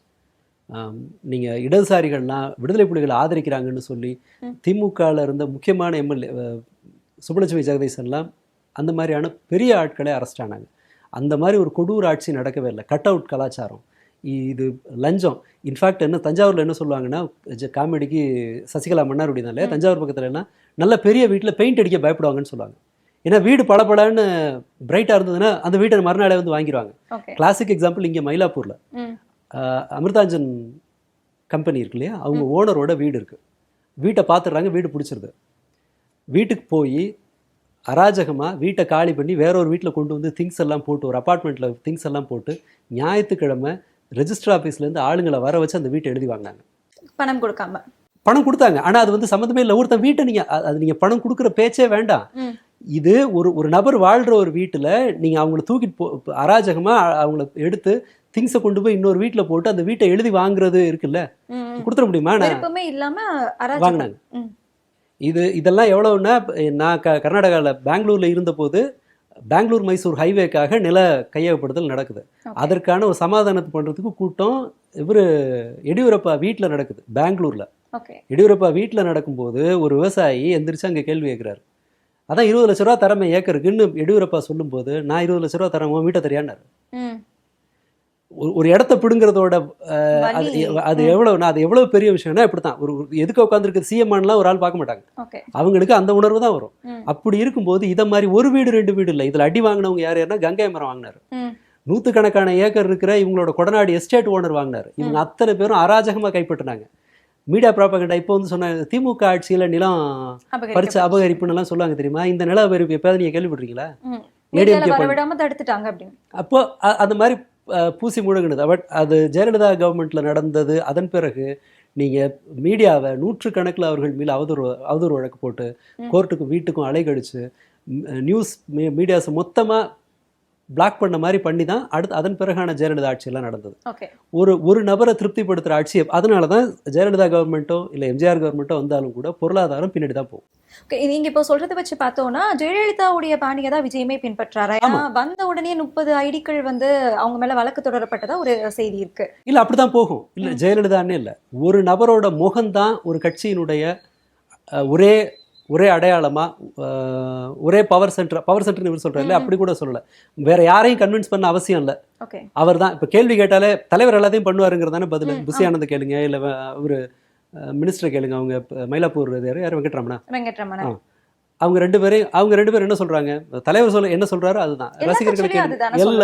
எல்லா கட்சியிலும் இல்லை. நீங்க பல விஷயங்கள்ல நீங்க அவங்களோட சொந்த கருத்து என்னங்கிறத திமுகவில் நேரு அப்படிதான் சொல்றாரா, தலைவர் சொல்றதான்னு, ராஜா அப்படிதான் சொல்றாரா, இல்லை அன்பில் மகேஷ் அப்படிதான் அப்படியெல்லாம் இல்லை, அப்படியெல்லாம் சொன்னதில்லை. இது வந்து ஒட்டுமொத்தமாக எதையும் எங்களுக்குன்னு ஒன்று கிடையாது. எம்ஜிஆரோட முகம் தான் எங்களோட கட்சி கொள்கைன்னு சொன்ன மாதிரி இது ஒரு ஃபேஸை மட்டும் நம்பி இருக்கிற ஒரு பார்ட்டி. திமுக எதிர்ப்பு அப்படிங்கிற ஒரு விஷயம், திமுக எதிர்ப்புன்னு அவங்க பயன்படுத்தின டூல். ஒரு சினிமாத்தனமான ஒரு அரசியலுக்கு ஒரு எதிரி வேணும். நீங்க எல்லா படத்துலையும் பாருங்க, ஒரு வில்லன் கண்டிப்பா ஒரு பெரிய வில்லன் வேணும். வில்லனே இவர் ஜெயிச்சிட்டாரு அப்படிங்கிற மாதிரி ஒரு கதை வேணும். அதை நியாயப்படுத்துறதுக்கு உண்டான மற்ற காட்சிகள் எல்லாம் அவங்க ஃபில் பண்றாங்க. அவ்வளவுதான். ஒரு சினிமா மாதிரி இதை நகர்த்தி கொண்டு போயிருக்காரு, அவ்வளவுதான். ஆனால் இதுல cinema first day first show பார்த்துட்டாங்க, முடிஞ்சு போச்சு. இனி என்ன பண்றதுன்னு அவங்களுக்கும் தெரியாது, இவங்களுக்கும் தெரியாது. தினசரி இந்த மாதிரி ஒரு அக்கப்போரை இவங்க பண்ணிக்கிட்டே இருப்பாங்க. நாம் அதை எய்த்து ஏதாவது பேசுவோம். அதன் பிறகு சரி பண்ணுவாங்களோ அல்லது நிறுத்துவாங்களோ, என்ன எதனால் நல்ல ஜோசியரப்ப மாற்றிருக்காங்க, நான் இதுக்கெல்லாம் நான் ரொம்ப உணர்ச்சி வசப்படுறதாவே இல்லை, எழுதி வச்சுங்க. இன்னும் இதே மாதிரி வாரத்துக்கு 10-15 இன்சிடென்ட் நடந்துகிட்டே தான் இருக்கும். ஓகே. ஆனா நல்ல விஷயமா வந்துட்டு 717 மதுக்கடைகளையுமே வந்த உடனே மூடி இருக்காங்க இல்லையா? இது இப்போ மட்டும்தானா? எல்லாரும் வந்த உடனே செய்கிற ஒரு வேலை இது, மதுக்கடைகளை மூடுறது. மதுக்கடைகளில் 2-3 விஷயங்கள் உண்டு. நம்ம முதல்ல பார்ப்போம். ஜெயலலிதா மூடி 2 மணி நேரம் மதுக்கடைகள் செயல்படுகிற நேரத்தை குறைத்திருக்கிறார். அது ஒன்று. அதன் பிறகு மு.க. ஸ்டாலின் ஆட்சிக்கு வந்த போதும் 500 மதுக்கடைகள் மூடப்பட்டது. எடப்பாடியார் ஆட்சியில கூட மூடிருந்தாங்க. ஆமாம். இந்த மாதிரியான இதெல்லாம் எல்லாரும் வந்த உடனே செய்வாங்க. ஆனால் நீங்கள் வைன் ஷாப்பை மூடுறதோட இன்னொரு பெரிய பிரச்சனை, அது மாநில அரசாங்கங்களுக்கான வரி வருவாய் குறைஞ்சிக்கிட்டே இருக்கு. நீங்கள் யூனியன் கவர்மெண்ட் மொத்த ஒரு தனிநபரிடமிருந்து வசூலிக்கப்படுகிற வரியில் 3/2 பங்கு யூனியன் கவர்மெண்ட்டுக்கு போகுது. 1/3 தான் ஸ்டேட் கவர்மெண்ட்டுக்கு வருது. ஆனால் செலவினங்கள்னு பார்த்தீங்கன்னா 3/2 பங்கு ஸ்டேட் கவர்மெண்ட் செய்யணும், 3/1 பங்கு தான் சென்ட்ரல் கவர்மெண்ட் செய்யணும். இந்த பங்கீடே ஒரு மோசமான ஒரு பங்கீடு. இன்னும் மேற்கொண்டு மாநில அரசாங்கங்களை வரி வருவாய் இல்லாத ஒரு முனிசிபாலிட்டி மாதிரி மாற்றிட்டு இருக்காங்க. இப்படி உங்களுக்கு இன்கம் வரலை அப்படிங்கும்போது அரசாங்கம் இதையும் மூடுனுச்சுன்னு வச்சுங்க. இப்போ பத்திரப்பதிவு, டாஸ்மாக்னா மதுவின் மீதான வரியிலேருந்து கிடைக்கிறது, பெட்ரோல்லேருந்து கிடைக்கிற வரி, இதெல்லாம் தான் ஸ்டேட் கவர்மெண்ட்டை பெருமளவு மக்களுக்கு செலவு செய்கிற ஸ்டேட் கவர்மெண்ட்டுக்கு வரி வர்ற ஒரு இடம். இதை வந்து மூடுறது ஒரு பிரச்சனை, வரி வருவாயில் வருமானத்தில் பாதிக்கும். அதில் சரி செய்யணுமானா சரி பண்ண வேண்டிய விஷயங்கள் இருக்குது, அது அடுத்தது. இவங்க வந்தாலும் அதை செய்ய போகிறதில்ல, அது வேற. ஆனால் அதை மூடினீங்கன்னு வச்சுக்கோங்களேன், அப்ரப்டாக அதை மூடுறோன்னு வச்சுக்கோங்களேன், அட்ட ஸ்ட்ரெச்சில் அதை மூடணும்னா மதுவிலக்குன்னு கொண்டு வந்தோம்னா அது இதை விட பெரிய டிசாஸ்டராக இருக்கும். பல்வேறு இடங்களில் அது நடந்திருக்கு தமிழ். இன்னொன்று, இந்த போதைப் பொருள் இதெல்லாம் அணுகிற விதமே நாம் ரொம்ப தப்பாக அணுகிறோம். எப்படி சொல்ல வரீங்க? எந்த முறையில்? ஐரோப்பிய நாடுகளோட சர்வைலன்ஸ், போலீசிங் இதெல்லாம் டெக்னாலஜிக்கலாக நம்மளை விட பெட்டராக இருக்குமா மோசமாக இருக்குமா? பெட்டராக தான் இருக்கும், கண்டிப்பாக பெட்டராக இருக்கும். ஏன்னா அவங்க பெரும்பாலும் அதில் வந்து ரொம்ப ஹைலி அட்வான்ஸ்டு. அவங்க ஒருத்தரோட ஒருத்தர் செயல்பட முடியும், மக்கள் தொகை குறைவு, எல்லைகளை மற்ற நாடுகளோட கண்காணிக்கிறது சுலபம். அந்த ஐரோப்பிய நாடுகளில் வருஷத்துக்கு 900 டன் கோக்கைன் மட்டும் உள்ள வருது. இதை சொல்றது ஜெர்மனியோட அரசாங்க ஊடகமே சொல்லுது. ஓகே. 900 டன் கோக்கைன்னா 1 கிராமே ஒரு ஆளுக்கு ஒரு வாரத்துக்கு போதுமானது, அந்த அளவு தான் இருக்கும், தேவைப்படும். அப்படி இருக்கும்போது காஃபி மாதிரி ஜெர்மனில் கோக்கைன் கிடைக்குது அப்படிங்கிறாங்க. கோக்கைன் மட்டும்தான் இருக்கான்னா பல நூறு போதைப் பொருட்கள் இருக்கு. ஆம்பிட்டமைன் இருக்குது, மாத்திரைகளை, அப்புறம் வந்து தூங்குறதுக்கு எடுத்துக்கிற மருந்துகளை மாற்றி செய்கிற இதெல்லாம் இருக்குது, மெத்தாம்பிட்டமைன் இருக்குது. இது போல் ஏகப்பட்ட பொருட்கள் வந்து சிந்தட்டிக் ஓபியாய்டு, நேச்சுரலாக இருக்கிற அதுலேருந்து கிடைக்கிற ஓபியாய்டுன்னு சொல்லிட்டு ஏராளமான போதைப் பொருட்கள் புழங்குது. நம்மை விட பன்மடங்கு கண்காணிப்பிலும் போலீசிங்லையும் ஸ்ட்ராங்காக இருக்கிற ஐரோப்பிய நாடுகளோட நிலைமை இது. அமெரிக்காவில் கோஸ்ட் டவுன் எல்லாம் இருக்குது. அங்கே மனிதர்கள் அங்கே வந்து ரோட்டில் கைவிடப்பட்டு வெறும் போதை ஊசியை மட்டுமே வாழ்க்கையாக வச்சுக்கிட்டு ரோட்டிலே கிடந்து டெய்லி 2-3 பேர் சாகுறதெல்லாம் உண்டு. இந்த போதை ஊசிக்காகவே போய் மெக்சிகோவுக்கு காரில் போய் அங்கே ஊசியை போட்டு வர்றவங்க உண்டு. எப்படி நம்மளை விட ஸ்ட்ராங்காக இருக்கிற அமெரிக்காவில் ஒரு போதைப்பொருள் பயன்பாட்டை கட்டுப்படுத்த முடியலைன்னு சொன்னால் அப்போ பிரச்சனை பொருள் இல்லை. நீங்கள் ஒரு 100 ரூபாய்க்கு வாங்குற பொருளை 1500 ரூபாய்க்கு விற்க முடியும்னு சொன்னால் அந்த ரிஸ்க்கை எல்லா மாஃபியாவும் எடுக்கும். அந்த தேவை இதை பல்வேறு தளங்களில் செய்யணும். இன்னொன்று, இந்த தடை இருக்கு இல்லையா, இது எல்லாத்தையும் வீடுலேருந்து ஆரம்பிக்கணும். இவங்க நினச்சிட்டு இருக்க மாதிரி ஒரு இதை போட்டுட்டு சிங்கப்பெண் அப்படின்னு ஒரு அனௌன்ஸ்மெண்ட் பண்ணாங்க. அதுக்கப்புறம் எத்தனை பெண்களோட கொலை நடந்திருக்கு? கிருஷ்ணகிரியில் ரெண்டு பேரும் ரோட்டு ஓரமாக போட்டு எரிச்சிருக்காங்க, பெண்களை கழுத்து நடிச்சு கொண்டிருக்காங்கன்னு எத்தனை வந்திருக்கு? இது ஒரு சடலம் கூட கிடைச்சிருக்கு. தொடர்ந்து அது நடக்குது. அப்படின்னா ஒரு கொலைக்கும் அரசாங்கத்துக்கும் இதுக்கும் பெரிய சம்பந்தம் இல்லை, அது தொடர்ந்துகிட்டே இருக்கு. ஒரு சமூக பிரச்சனை இந்த பார்வையெல்லாம் இல்லாமல் நான் ஒரு 30 பெண் போலீஸ் பண்ணால் இதே போலீஸ் தான் சுற்றி வளைச்சு அந்த போலீஸ் ஸ்டேஷனு அந்த கோர்ட்டுக்கு தானே வரப்போகுது. அது சட்டம் ஒழுங்கு பிரச்சனை, இது எல்லாத்தையும் சினிமாத்தனமாக தீர்க்கவே முடியாது. சமூகத்திலிருந்து அது பள்ளிகளில், வீடுகளில், எல்லா இடத்துலையும் இது நடந்தாகணும். இன்னொரு முக்கியமானது, நீங்கள் கடந்த 10 வருடங்களில் இந்த குற்றங்கள் வளர்ற முறை, அதன் பின் இருக்கிற காரணங்கள்னு பார்த்தீங்கன்னா ஒரு அறிவு இருக்கிற ஒருத்தர் இதை ஒரு தீவிரமான சமூக பிரச்சனைன்னு நினைப்பாங்க. அதை தீர்க்கிறதுக்கான ஒரு ஒரு ஒரு ஒரு ஹோலிஸ்டிக் அப்ரோச் வேணும். அது நீங்கள், நான், அதாவது ஒரு ஊடகவியலாளர்களாக, பேசுகிற ஆட்களாக, சாதாரண மனிதர்கள் எல்லாருடைய பங்கும் இந்த இதுக்குள்ளே இன்வால்வ் ஆகணும். அதை விட்டுட்டு அதை போலீஸை வச்சு முடிப்போம்னு நினச்சோன்னா போலீஸை வச்சு சட்டம் ஒழுங்கு பிரச்சனையை சரி செய்கிறது இப்போ முடியாது. நீங்கள் குற்றங்களோட பேட்டர்னை பாருங்கள். ஒரு உருப்படியான காரணம்னு ஒன்றும் இல்லை. ரொம்ப 3 சின்ன பசங்க சும்மா ஏதோ தகராறில் அடிச்சு கொண்டு அதை வீடியோ எடுத்து போடுறாங்க. அப்போது குற்றங்களை கண்டுபிடிக்கிறதுக்கு வேறு வழிகளில் நாம் முயற்சி செய்யணுங்கிறது தான் யதார்த்தம். இப்போவும் அது நடக்கும். வேற ஒன்றும் இல்லை, 1 வருஷம் போகட்டும், நாம் இப்போ பேசி பிரயோஜனம் இல்லை, ஒரு 100 நாள் கூட விட்டுடலாம். ஏதாவது இவங்க சொன்ன ஏதாவது ஒரு இடத்துல இவங்க சொல்லிக்கிற ஒரு ப்ராக்ரஸ் வந்துச்சுன்னா அப்போ பேசிக்கலாம். அது நடக்க போகிறதே இல்லை. ஏன்னா எதையும் அறிவுபூர்வமாக அணுகுகிற பண்பு இவர்கள்ட்ட இல்லை. அறிவுபூர்வமாக அணுகுவதற்கான தேவை இவர்கள்கிட்ட அப்படிங்கிறது நம்ம தாவேக்காவை மட்டும் எடுத்துக்க முடியாதுல்ல, ஒட்டுமொத்தமான பொதுமக்கள் இல்லை, மற்றவர்கள்ட்ட, பிறர்கிட்ட, பொதுமக்கள்னு வச்சுக்கோங்களேன், அவங்களுக்கு யாரோ ஒருத்தர் சொல்லி தான் தரணும். அரசாங்கம் அப்படிப்பட்ட இப்போ கடந்த 5 வருஷத்துல கல்வித்துறையில் செஞ்சிருக்கிற சில முக்கியமானதெல்லாம் இருக்கு இல்லையா, அது எங்கேருந்து வந்திருக்கும்? பொதுமக்கள்கிட்டேருந்து வந்திருக்குமா? இல்லை டீச்சர்ஸ் அதை சொல்லியிருப்பாங்களா? அதெல்லாம் இல்லை. இந்த மாதிரி செஞ்சால் நல்லா இருக்கும்னு சொல்கிற அளவுக்கான ஆட்கள் அரசாங்கத்தினுடைய பார்வையில் இருக்கணும். ஒரு மாடல் ஸ்கூலை நடத்தலாங்க. பர்சனலாக எனக்கு மாடல் ஸ்கூல் மேலே வேறு அபிப்பிராயம் உண்டு. பட் இருந்தாலும் கூட எதுவுமே இல்லாமல் இருக்கிறதுக்கு அது பெட்டர். ஒரு மாடல் ஸ்கூலை நடத்தலாம், நல்லா இருக்க பசங்களுக்கு ஒரு உகந்த சூழலை உருவாக்கலாம் அப்படின்னு சொல்கிற ஆட்கள் அரசாங்கத்துக்கு பக்கத்தில் இருக்கணும். அதை கேட்குற அளவில் அரசாங்கம் இருக்கணும். அந்த செய்தியை அந்த மினிஸ்டர் கொண்டு போகும்போது ஆமாம் இதை நம்ம செய்யலான்னு முடிவெடுக்கிற அளவில் அமைச்சர் இருக்கணும். ஓகே, இப்போ நம்ம ப்ராக்டிக்கலாக ஒரு விஷயம் எடுத்துக்குவோம். கடந்த கவர்மெண்டாக இருக்கட்டும், இந்த கவர்மெண்டாக இருக்கட்டும், எல்லாமே நம்ம முதலமைச்சர் பதவியில் இருக்கக்கூடிய யாருமே வந்து தீர்மானிக்க போகிறதில்ல, அரசு அதிகாரிகள் தான் தீர்மானிக்க போகிறாங்க. அவங்க காமனாக தான் இருக்க போகிறாங்க. அப்படி இருக்கும்போது எப்படி அதில் நீங்கள் வந்து டிஃப்ரென்ஷியேட்டாக பார்ப்பீங்க? அதிகாரிகள் டே டு டே ஆக்டிவிட்டியை பார்ப்பாங்க. பாலிசி டிசிஷன்லாம் அவங்க எடுக்க மாட்டாங்க. அந்த ரிஸ்க் அவங்க எடுக்கவே மாட்டாங்க. அவர்களுக்கு ஒரு ஆள் சொல்லணும் இதை செய்யலான்னு.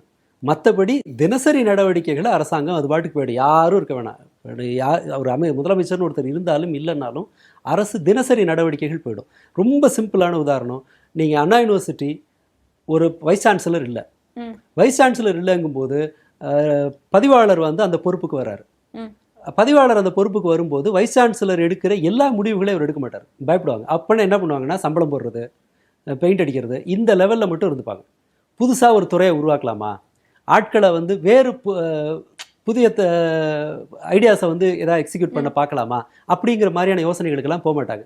பொறுப்பில் இருக்கவங்க என்ன பண்ணுவாங்கன்னா, அவங்க இருந்த காலகட்டத்தில் பிரச்சனை இல்லாமல் அந்த வண்டியை நவுத்தி இல்லான்னு தான் பார்ப்பாங்க. அப்போது அந்த உயர் பொறுப்பில் இருக்கிறவங்களோட இன்வால்மெண்ட்டு, அது இன்வால்மெண்ட் இல்லைனாலும் கூட அதற்கான ஆட்களை தெரிவு செய்து நியமிக்கிறோம்னு வச்சுக்கோங்களேன். நந்தகுமார் முதலமைச்சரோட இதில் இருந்தார். அவங்களோட ஐடியாஸ் ஒரு மாதிரி இருக்கும். இன்னொன்று, அவங்களால கிரவுண்டுக்கு என்ன தேவைங்கிறத அவங்களால முடிவு பண்ண முடியும். இப்போ ரத்தன் பண்டிட்டால கிரவுண்டுக்கு என்ன தேவைங்கிறத எப்படி ஒரு முடிவு பண்ணுவார்? இப்போ நீங்கள் ஒரு இன்டெலெக்சுவல் போகிறாரு, ஜெயரஞ்சன் போகிறாரு அப்படின்னு வச்சுப்போமே, முதலமைச்சரோட பக்கத்தில் இருக்கிற மாதிரி ஜெயரஞ்சன் போகிறாருன்னு எடுத்திங்கன்னா, அவருக்கு அவரோட கான்டாக்டில் பொருளாதார ரீதியாக என்ன செய்கிறதுங்கிற அவருக்கு ஒரு அறிவு இருக்கும். அவர் அணுகுபவர்களுக்கு 100 யோசனை இருக்கும். இந்த ரிக்கி ரத்தன் பண்டிட்டுக்கு என்ன இருக்கும்? நீங்களும் நானும் இதை வந்து கண்டிக்காமல் நம்ம பாட்டுக்கு வேடிக்கை பார்த்துட்டு போயிருந்தோம்னா என்ன இருக்கும்? அடுத்து இன்னொருத்தர் வருவார். இது கண்டினியூ ஆகும். நீங்கள் எதிர்ப்பு இந்த மாதிரி வரும்போது இவர் மூலமாக எந்த விதமான அரசியல் இன்புட்டு முதலமைச்சருக்கு போகும்? எதுவுமே வழியில். பிரச்சனை அதுதான். இவரை திருப்திப்படுத்துறது மட்டுமே அரசினுடைய முழு செயல்பாடாக இருக்கும்போது அது இன்னும் மோசமான பாதைகளுக்கு தான் இட்டு செல்லும். நம்ம எடுத்த எடுப்பில் நாம் வந்து சொன்னோன்னா அதை என்னுடைய நம்பிக்கையை நான் இது பண்ண விரும்பலை. இவரால் இந்த மாதிரி செல்ல பிள்ளைகள் உருப்படியாக எதையுமே செய்ய மாட்டாங்கங்கிறது என்னுடைய நம்பிக்கை. பட் என்னுடைய நம்பிக்கையை அப்படியே எது பேசிட முடியாது, நம்ம அதை வெயிட் பண்ணலாம். ஆனால் இவருடைய வரலாறு, இந்த வளர்ப்பு, இது எல்லாமே ஒரு ப்ராப்பரான அரசை நடத்துவதற்கான அடிப்படையாக இருக்காதுன்னு என்னோட நம்பிக்கை. 50 வயசு வரைக்கும் அது எதையுமே அதை பற்றி எதுவுமே அக்கறை இல்லாமல் ஜஸ்ட் சினிமாவில் ரொம்ப கஷ்டப்படாமல் வாழ்ந்த ஒருவர், மக்களோடு பெருசாக கனெக்ட் ஆகாமல் வாழ்ந்த ஒருவர், ஈவன் பதவியேற்பு விழாவை கூட ஏதோ சினிமா டயலாக் மாதிரி பேசுகிற ஒருத்தர் ரொம்ப நேர்த்தியான ஒரு அரசை கொடுப்பாருங்கிற நம்பிக்கை எனக்கு இல்லை. ஓகே, இப்போ இந்த சினிமா டைலாக்கை பேசி அரசியலுக்கு வந்ததுனால அந்த அரசியல் சூழ்நிலை மாறுது அப்படின்னு நினைக்கிறீங்களா? ஏன்னா இன்னைக்கு சட்டமன்றத்துக்குள்ள உதயநிதி அவர்களோட ஸ்பீச் கேட்கும்போது ரொம்ப கொலோக்கியலா விஜய் அவர்கள் தாவேக்காவுக்கு ஏற்ற மாதிரியான ஒரு ஸ்பீச்சாக இருந்தது. புஷ்பா பட பாணியில அப்படின்னு சொல்றது, இன்ஸ்டாகிராம் ரீலை விட ரியல் லைஃப்க்கு வாங்க அப்படின்னு சொல்றது, இந்த மாதிரியான விஷயங்கள்லாம் ஒரு மாற்றம் தெரியுது. இல்லை, அது எதனால இருக்கும்னா, அந்த 35% ஓட்டு வந்திருக்கு இல்லையா, அப்போ ஒரு முடிவுக்கு வந்திருப்பாங்க. சினிமாத்தனமான அல்லது ரொம்ப எளிமைப்படுத்தப்பட்ட இன்புட்டை தான் மக்கள் கேட்க விரும்புகிறாங்க. ஒரு கடினமான அரசியலில் இருக்கிற மொழியை அப்படி இல்லை அப்படிங்கிற முடிவுக்கு வந்திருக்கலாம். அதனால் இந்த மாதிரியான பேச்சு வந்திருக்கலாம். இன்ஃபேக்ட் நான் அதை வந்து இப்படி ஒரு செலெக்ஷன், மக்கள் ஒரு அரசை தேர்ந்தெடுக்கிற க்ரைட்டீரியா பார்த்து நான் நிறையவே பயப்படுறேன். வெறும் 10% தேர்ந்தெடுத்திருந்தாலே நான் பயந்துருப்பேன். ஏன்னா இந்த முடிவு எடுக்கிற இயல்பு தானே உங்களோட குடும்பத்தில் முடிவு எடுக்கும்போது வரும். சமூகத்தில் இதே இயல்பு தானே வரும். வேலையில் இதே இயல்பு தானே வரும். ஒரு மனிதன் ஒன்று மாற்ற விரும்புகிறான்னா பழசை விட புதுசு நல்லா இருக்கணும்ல. கண்டிப்பாக ஐஃபோனை மாற்றுற மாதிரி அரசாங்கத்தை மாற்றுறது அதுவே தப்புனாலும் கூட, ஐஃபோனாவது அட்லீஸ்ட் 16 விட 17 பெட்டர்னு ஒரு பேருக்காவது ஏதாவது இருக்குல்ல. அதை விட நல்ல கேமரா இருக்குது, அதை விட ப்ராசஸர் நல்லா இருக்குன்னு ஏதோ ஒன்று இருக்கணும்ல. நீங்கள் முன்பை விட எந்த வகையிலும் மேம்படாத ஒன்றை வந்து புதுசாக செலக்ட் பண்ணுறோன்னா இந்த செலெக்ஷன் கிரைட்டீரியா எவ்வளோ ஆபத்தான முரண்பாடு. எந்த வகையிலும் மேம்படாது அப்படின்னு நம்ம எப்படி இப்போவே சொல்ல முடியும்? ஏன்னா இப்போ இந்த ஆட்சியிலேயே உட்கார்ந்துருக்காங்க.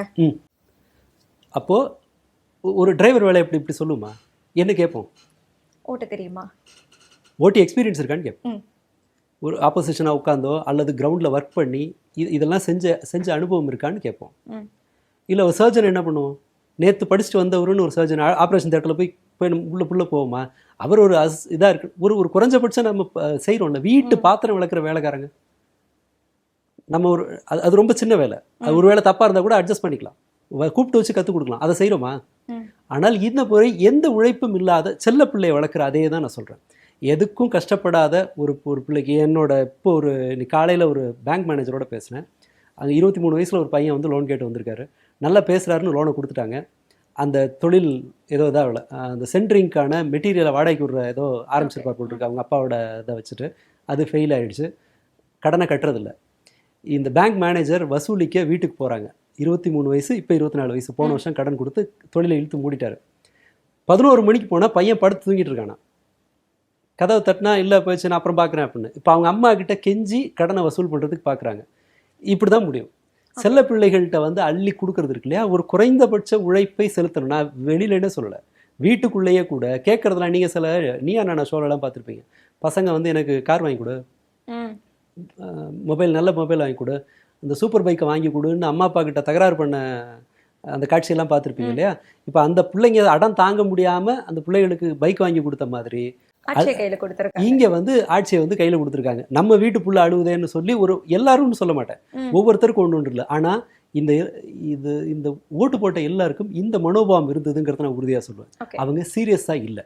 ம். இந்த ஓட்டிங்கில் யாரையோ பழி வாங்குறதுக்கு நான் என்ன கீரிக்க முடியாதுல்ல, ம். உங்களை பழி வாங்குறதுக்கு நான் ஏன் என்ன காயப்படுத்திக்க முடியாதுல்ல. உங்களுக்கு கிடைக்கிற ஐடியை விட எனக்கு கிடைக்கிறது பெயின் வந்து பெருசு. சொல்ல வரீங்க. ம். அந்த மாதிரி தான் அது கத்தி திருப்பி பிடிச்சி குத்துற மாதிரி. அது உங்களுக்கு லேசாக வலிக்கலாம், பட் எனக்கு வந்து பெரிய காயமாயிடும். இந்த தேர்வு அப்படிப்பட்டது தான். சீரியஸ்னஸ்ஸே இல்லைன்னா இது எல்லா விதத்துலையும் ரிஃப்ளெக்ட் ஆக போகுது. அண்ட் எந்த உழைப்பையும் செலுத்தாமல் அரசுக்கு வந்தவர்கள் அந்த விளையாட்டுத்தனத்தோடு தான் அரசாங்கத்தை நடத்துவாங்க. ம். ம். நீங்கள் அவங்கள பார்த்து திகிலே இருக்கணும், காலையில் எந்திரிச்சதுலேருந்து பக்குன்னு உட்காந்துருக்கணும், இன்றைக்கி யார் வரப்போகிறாங்க என்னென்னு, அடுத்து இதை எதை கவுத்து விட போகிறாங்கன்னு பயப்படணும். இந்த பொருளாதார வளர்ச்சி அண்ட் இப்போ ஏன் அதை நான் ரொம்பவும் பயப்பட வேண்டியிருக்குன்னா, உள்ளதுலேயே உச்சகட்ட பொறுப்புணர்வு இருக்கிற அரசாங்கம் பதவிக்கு வர வேண்டிய நேரம் அது. நரேந்திர மோடி பெல் அடிச்சிருக்காரு இல்லையா, ரெட் லைட் ஆன் பண்ணியிருக்காரு. ம். எக்கனாமி எந்த அளவுக்கு போகுது இப்போவே ஆரம்பிச்சிட்டாங்க. என்டிடிவி ப்ராஃபிட் மாதிரியான மோடிக்கு ஆதரவு அளிக்கிற சேனல்கள்லையே இது ஒன்றும் எதிர்காலம் பிரமாதமாக ஒன்றும் இல்லையே, பிடிங்கிட்டு போகுது போல் இருக்கே அப்படின்னு அந்த அச்சம் பெருமளவு இருக்குது. Okay.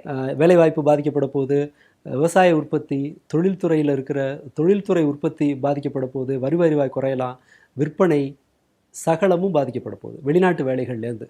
இந்த இவ்வளவு கடினமான பொருளாதார சூழல் இருக்கும்போது 18 மணி நேரம் உயிரை கொடுத்து வேலை பார்க்குற மாதிரியான ஒரு செட்டப் வேணும். ம். ஆனால் இப்போது தான் நாம் வெறுமனே பிஆரில் மட்டும் ரீல்ஸில் ஓடுற ஒரு அரசாங்கம் வந்து சேர்ந்துருக்கு. Okay. அதுதான் ரொம்ப டஃப்பானதுன்னு நினைக்கிறேன். ஆனா 21ல முதலமைச்சரா ஸ்டாலின் அவர்கள் பதவி ஏற்கும்போது இதே மாதிரியான ஒரு சிச்சுவேஷன் தான் இருந்தது. நம்ம கொரோனாவோட பீக் டைம் 2வது கட்டத்துல இருந்தோம். அதை சமாளிச்சு தானே இன்னைக்கு பொருளாதாரத்தை 2வது இதுல கொண்டு வந்திருக்காங்க. இது தயவு செஞ்சு இந்த ஒப்பீடு வேண்டாம். Okay. அரசியல் ரீதியாக உங்களுக்கு எந்த மாதிரியான அபிப்பிராயம் வேணாலும் இருக்கலாம் கட்சிகள் மேலே. ஆனால் அதற்கு முன்பு மு.க. ஸ்டாலினுடைய வரலாறு இருக்கு இல்லையா, ம். ஒரு வாரம் சேர்ந்தாப்புல ஒரு சென்னையில் தங்குன ரெக்கார்டு கிடையாது. ஏதோ ஒரு மாவட்டத்துக்கு போய்ட்டு வருவார். இதை எழுதுனது அவங்க திமுக ஆதரவாளர்கள் இல்லை, திமுகவுக்கு எதிராக பெரும்பாலும் பேசுகிற சமஸ் எழுதியிருக்கார். Okay. இதை சொன்னது ம். அந்த ஒரு எதிர்க்கட்சி தலைவராக அவர் அந்த தன்னுடைய தகுதியை வந்து காட்டியிருந்தார். ம். அதன் பிறகும் கூட நீங்கள் தேர்தலுக்காக அவர் உழைச்சதும் கூட 2019 அந்த வேலை ஆரம்பிச்சது. இன்னொன்று அவர் அந்த ஒருங்கிணைக்கிற ஸ்கில் மற்ற கட்சிகளை கிட்டத்தட்ட 10 வருஷம் ம். எதிர்க்கட்சிகளை ஒன்றா இன்டாக்டாக வச்சு தேசிய அளவிலான பிரச்சனைகளை நீங்கள் வேறு ஏதாவது சொல்லுங்கள், யூனியன் கவர்மெண்ட்டுக்கு எதிராக காங்கிரஸை விட வலுவான ஒரு எதிர்ப்பு இயக்கத்தை நடத்திட்டு போனது ஸ்டாலின் தலைமையில் இருந்த அரசாங்கம் தான், அதாவது கட்சி தான். Okay. அவர்கள் தான் அதை செஞ்சது. ம். இவர் கூட அதை ஒப்பிடுறது வந்து ரொம்ப அவ்வளோ அபத்தமான நியாயமானது அல்ல. ம். ஏன்னா அவங்க அந்த மாதிரி எந்த முயற்சியும் எடுக்கல. ரொம்ப கேஷுவலாக உட்காந்துட்டு ரீல்ஸ் போடுறதும் இதுவும் ஒரு பொலிட்டிக்கல் நடவடிக்கைன்னு நான் சொல்ல மாட்டேன். ம். குழந்தைகளை வந்து நான் வந்து ரூலை பிரேக் பண்ணுவேன் அப்படின்னு சொல்லிட்டு சினிமாத்தனமாக நடந்துக்கிறதும் ஒரு டிசிப்ளினான அரசியலை நடத்துவதும் ஒன்றல்ல. நாம் அதை ஜெயிச்சிருச்சுங்கிறத வந்து ஜெயிச்சிட்டாங்கிறத ஒரு க்ரைட்டீரியா வச்சோன்னா பல விஷயங்களில் நாம் அப்படி பார்த்தா வைன் ஷாப் தான் ஓடுது. ம். நீங்கள் ஹெல்தி ஃபுட் வந்து நிறைய விற்கிறது இல்லை, அப்போ ஜெயிச்சதுன்னு சொல்லி நம்ம வைன் ஷாப் தான் செலிப்ரேட் பண்ண முடியுமா? இந்த ஒப்பீடு தேவையில்லை. அப்படி பார்க்கும்போது இவர்கள் உழைப்பாங்களா, என்ன செய்வாங்கங்கிறத 3 நாளில் காட்டிடுச்சு. வேகம் எடுத்தது எது? பிஆர் ஒர்க்கு, ஃபேக் நியூஸு, இதெல்லாம் தான் வேகமாக வந்திருக்கு. இவங்களோட பழைய ஹிஸ்ட்ரி வெளியில் வர ஆரம்பிச்சிருக்கு. ஒரு ப்ராக்ரெசிவ் அரசாங்கம் நடத்துவதற்கான அறிகுறி எதுவும் வெளிப்படலை. ம். அப்படி தான் இதை வச்சு தான் பண்ண முடியும். ஒரு வேளை அப்படி தடாலடியாக மாறி திடீர்னு 50 வயசில் ஏதோ இவங்க வந்து பார்வதி தேவி வந்து நாக்கில் எழுதி சிவாஜி ஒரு படத்தில் தடன்னு பாடுவார் இல்லையா, அதை போல் ஒரு மாற்றம் வந்தால் வேணுமானா சாத்தியம். பட் இதுக்கும் நம்மளோட உழைப்பு ஒரு அறிவும் உழைப்பும் இல்லாமல் யார் ஒருவருக்கு ஒரு பதவி போனாலும் அதிலிருந்து உருப்படியாக எதுவும் நம்ம எதிர்பார்க்க முடியாது. நான் சொல்கிறது இவங்களை குறை சொல்லணுங்கிறது என்னோட நோக்கம் இல்லை. நாம் இப்படி தான் இருக்கும் இந்த கண்டென்ட், ஒரு விஷயம் இதைத்தான் நீங்கள் இந்த இடத்துல எதிர்பார்க்க முடியுன்றதுக்காக நான் சொல்கிறேன். இது இவங்களை குறை சொல்கிறது இல்லை. எனிவே 35% செலக்ட் பண்ணியிருக்காங்க. அதற்கான ஜனநாயகத்தினுடைய பியூட்டியும் அதனுடைய அசிங்கமான பக்கமும் அதுதான். 35% பேர் ஒருத்தரை ஒரு நல்ல முடிவு எடுத்தா அதன் பலன் 100 பேருக்கும் வரும். ம். 35 பேர் ஒரு மோசமான முடிவு எடுத்தா அதன் மோசமான விளைவுகள் 100 பேர் தலையிலேயே வந்து விடியும். டெமோக்ரஸியோட ஒரு சிக்கலான ரூல் இது. அதனால அந்த வகையில் நாம தயார்படுத்திக்கணும்னு சொல்றேன். இங்க போய் குறை சொல்றதுக்கு பிராண்டுறதுக்கெல்லாம் ஒன்றும் இல்லை. நான் ஆட்சிக்கு பிரச்சனை பண்ண மாட்டேன்னு இவங்க சொல்லியாச்சு. ஏடிஎம்கே நான் ஜெயலலிதா ஆட்சி ஜெயலலிதாவை விஜய் மூஞ்சில் பார்க்குறங்கிற ரேஞ்சில் இவங்கெல்லாம் சொல்றாங்க. இவங்க ஆதரவு கொடுக்க போறாங்க. ஸோ இந்த கவர்மெண்ட் ப்ரொலாங் ஆகுங்கிறதுல சந்தேகம் ஒன்றும் இல்லை. பட் இவங்கள்ட்ட ரொம்ப எல்லாம் எதிர்பார்த்துறாதீங்க, கவனமா இருங்க அப்படிங்கிற அளவுக்கு அந்த எச்சரிக்கையாக தான் நான் இதை பயன்படுத்துறேன். இப்போ நீங்க சொன்ன மாதிரியே அதிமுகவுமே பிளவுபட்டு அதுல ஒரு பகுதி வந்து இப்போ விஜய் அவர்களுக்கு ஆதரவா சொல்லியிருக்காங்க. விஜய் அவர்களுக்கு ஆட்சி அமைக்கிறதுக்கு இதுக்கு முன்னாடி ஆதரவு கொடுத்தவங்களோட ஒரு கோரிக்கை என்னவா இருந்ததுன்னா என்டிஏ கூட்டணியில சேர்ந்தவங்களை நீங்க வந்து சேர்த்துக்க கூடாது அப்படின்னு. இப்போ வந்து இங்க இந்த மாதிரியான சிக்கல்கள்லாம் உருவாகும்னு நினைக்கிறீங்க? இல்ல, சீக்கிரமே உங்க விசிகாவும் கம்யூனிஸ்டும் தர்ம சங்கடப்பட்டு கிளம்புற சூழ்நிலை வர வாய்ப்பு இருக்கு. ஏன்னா அவங்களுக்கு நம்பர் கிடைச்சு. இதுல சேர்க்க மாட்டீங்களா? காங்கிரஸ் இல்ல காங்கிரஸ் வந்து அது ஒரு விதமான பக்தியில் சேர்ந்து போய் ஏதோ ஒரு கிடைக்காதது கிடைச்ச மாதிரியான ஒரு பரவசத்தில் இருக்காங்க. மில்லியன் கணக்கில் ராகுல் காந்திக்கு வியூஸ் போனோடனே அவங்களுக்கு தலைகால் புரியல. இப்போ சும்மா இருந்தவங்களாம் எந்திரிச்சு வந்து போஸ்டர்லாம் விட்டுறாங்க. காங்கிரஸ் அது ஒரு 40 வயசில் இப்போ கல்யாணம் நிச்சயமான ஒருத்தருக்கு எப்படி இருக்கும் அந்த மாதிரியான ஒரு எக்ஸைட்மெண்ட்டில் இருக்காங்க. அதனால் காங்கிரஸை நம்ம இதில் கணக்கில் சேர்க்கல. என்னவா இருந்தாலும் அங்கே தான் இருப்பாங்க.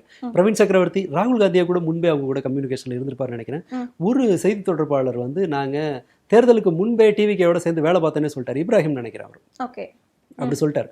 அதனால அவர்கள் வெளியில் வரதுக்கு இல்லை. ஆனால் இந்த முழு தர்ம சங்கடமும் யார் தலையில் விடியும்னா கம்யூனிஸ்டுகள் தலையிலே. இந்த ரத்தன் பாட்டிகிட்ட கொண்டு வந்து சேர்த்தது யாரை போய் கேட்குறாங்க? விஜயை விட அதிகமாக கம்யூனிஸ்ட் தான் கேட்குறாங்க என்னங்க ஆச்சுன்னு சொல்லி. அதே விசிகாக்கு அந்த ப்ரெஷர் இருக்கும். அடுத்ததாக தொழிலாளர் நலம் சார்ந்த எதையும் இவங்களால செய்ய முடியாது. பொருளாதார நிலைமை அப்படி தான் இருக்கும். இவங்க செய்கிறதுக்கு அசாத்திய துணிச்சலும் உழைப்பும் வேணும். அதனால் இது எந்த இடத்துலையும் மாற போகிறதில்ல.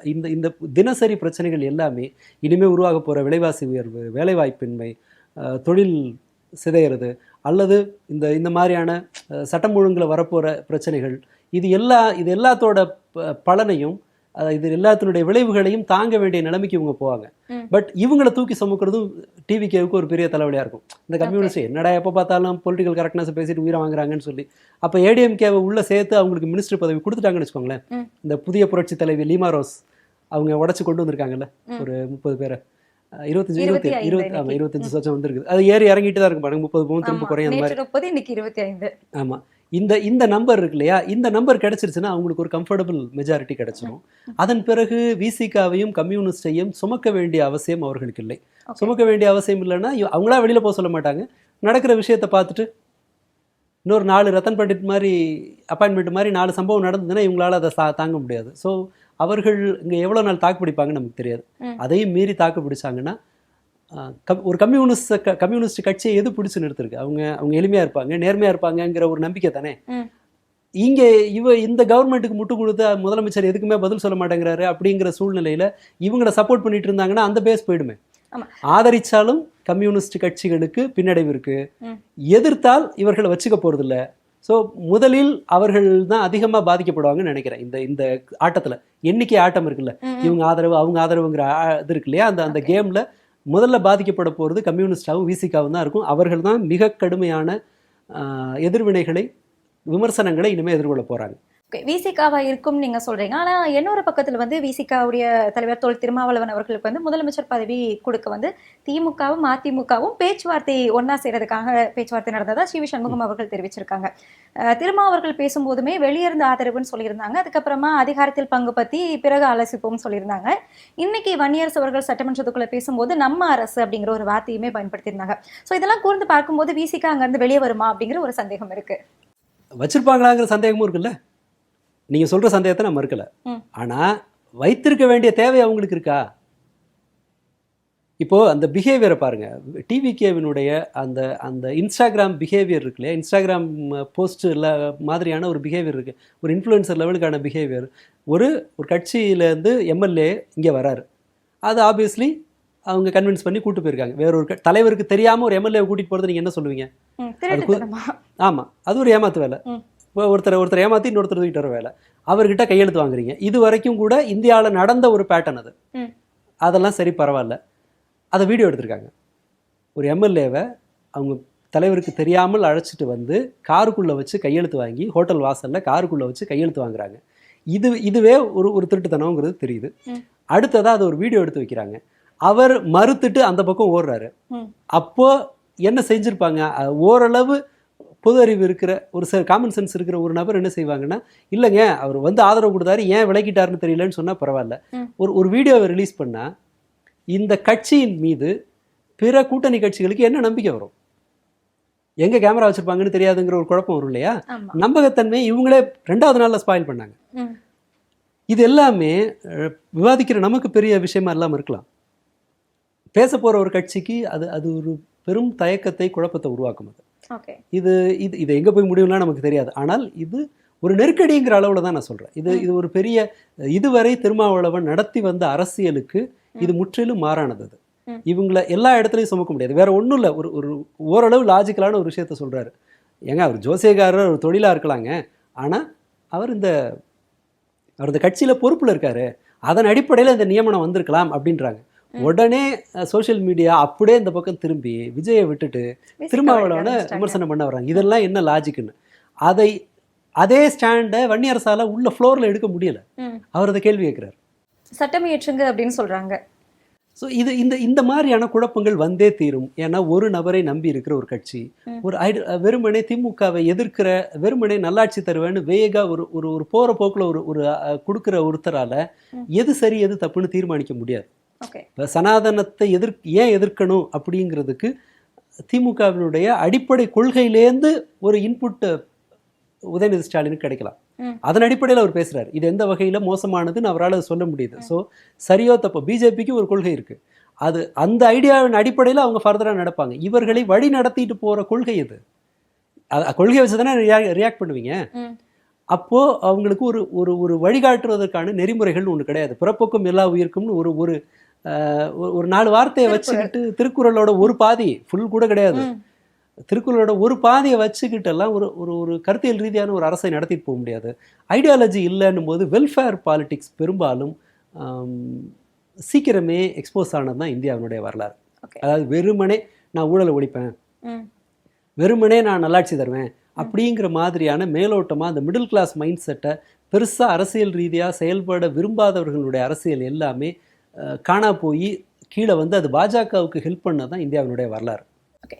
இப்போ நீங்கள் பாஜகவுக்கு ஹெல்ப் பண்ணும் அப்படின்னு சொல்கிறீங்க. இன்னொரு பக்கத்தோட ஆளுநரோட நிலைப்பாடையும் நம்ம பார்க்கணும். ஏன்னா குதிரை பேரம் நடக்காதா அப்படின்னு அவர் ரொம்ப வெயிட் பண்ணிட்டு இருந்தார். ஏன்னா ஜனாதிபதி ஆட்சி எடுத்துகிட்டு வந்துடலான்னு.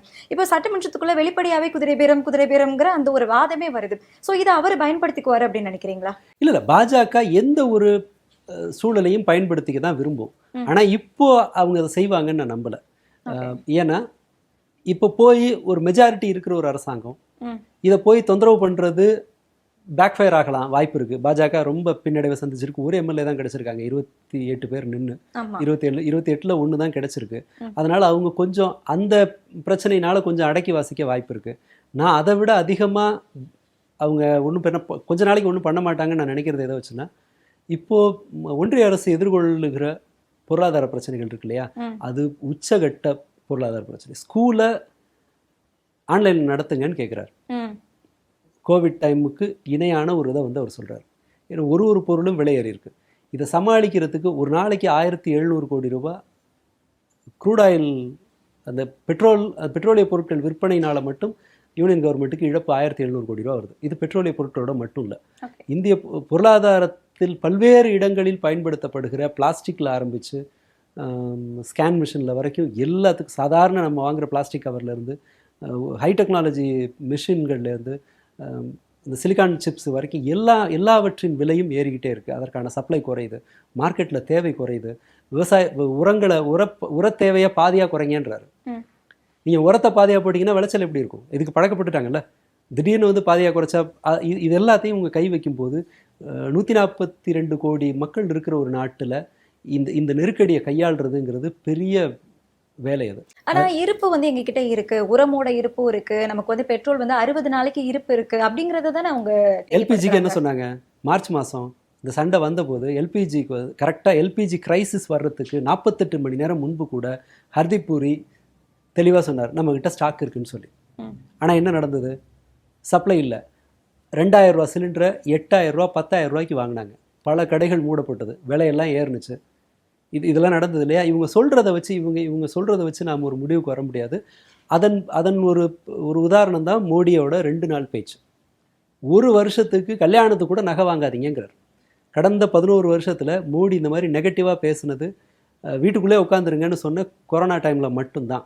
மற்றபடி அவர் வந்து நாடு வளருது, பிரமாதமாக இருக்குது, நாம் அங்கே மேலே போகிறோம் அப்படின்னு தான் சொன்னாரே தவிர, இப்போ வெளிப்படையாக அவர் 2 நாள் தொடர்ந்து பேசுகிறாருன்னு சொன்னால் இந்த கிரைசிஸ் அவர்கள் கையை மீறி போயிட்டுருக்கு, இது சமாளிக்க முடியாத ஒரு எல்லைக்கு போயிட்டுருக்குங்கிறதான் பொருள். இவ்வளவு கடுமையான நெருக்கடியில் ஒரு ஸ்டேட் கவர்மெண்ட்டை இன்னொன்று அவங்க ஒரு சக்ஸஸை காட்டிட்டாங்க வெஸ்ட் பெங்காலில். ஸோ தமிழ்நாட்டை தற்சமயத்துக்கு தொந்தரவு பண்ண மாட்டாங்க. ஆனால் இந்த நெருக்கடியை மோடி ஒன்றும் பண்ண மாட்டாருங்கிற சந்தோஷத்தோடு இவர்கள் இருக்க முடியாது.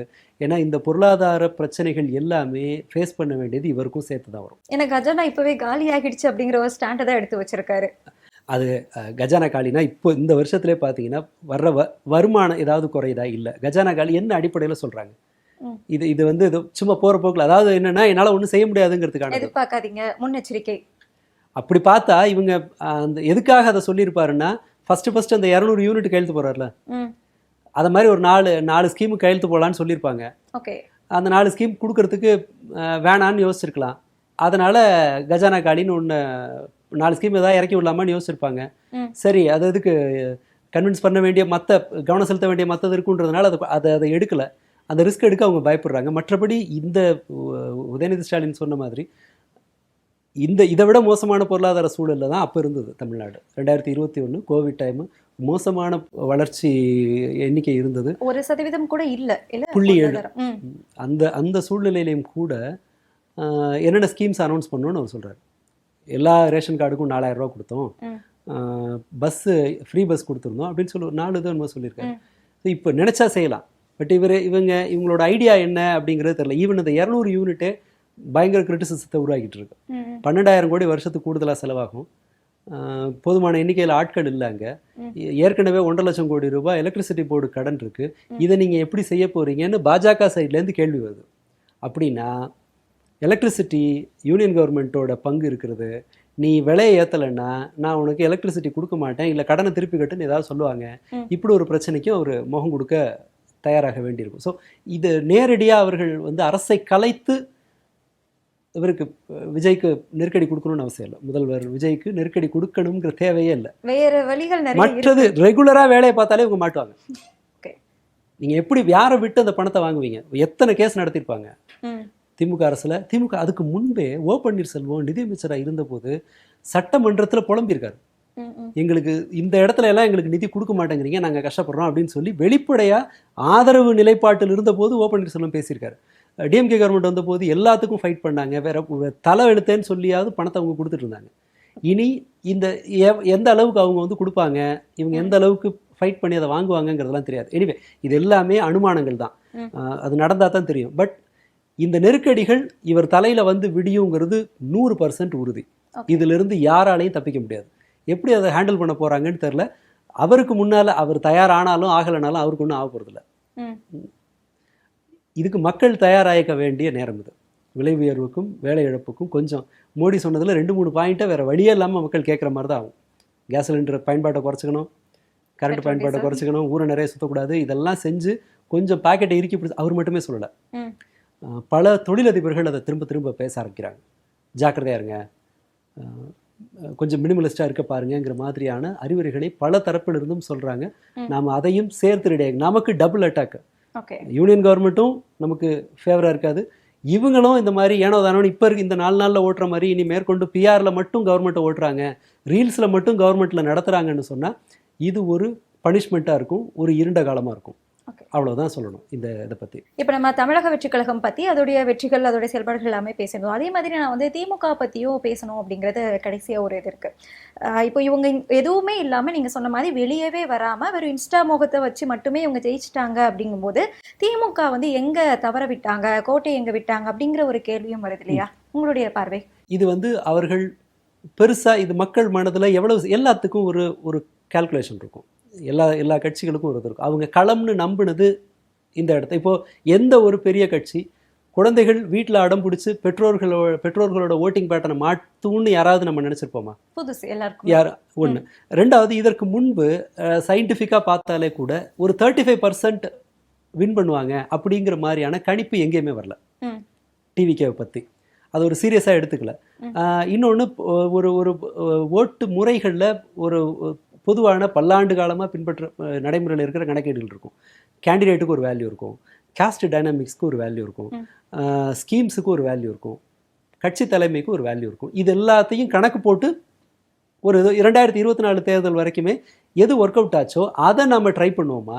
இப்போ உங்களுக்கு உங்கள் கையில் 2 வாய்ப்பு கொடுக்குறோம். இது 99% வெற்றி அடையக்கூடிய மெத்தடு, 1% வெற்றி அடையக்கூடிய மெத்தடுன்னு உங்களுக்கு 2 ஆப்ஷன் கொடுத்தா நீங்கள் நேச்சுரலி 99 தான் சூஸ் பண்ணுவீங்க.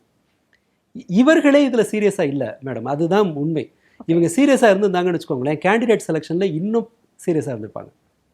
ஆள் கிடைக்காம அங்கே நின்று டிரைவரை கூட்டிகிட்டு வந்து கேண்டிடேட்டாக நிறுத்திய விஜய் அறிமுகப்படுத்திய போது அங்கே வந்த ஒரு கேண்டிடேட், சும்மா வந்த ஒரு கட்சிக்காரர் ஒருத்தரோட டிரைவரை கொண்டு வந்து கேண்டிடேட்டாக நிறுத்திட்டு அதன் பிறகு கேண்டிடேட்டை மாற்றினாங்க.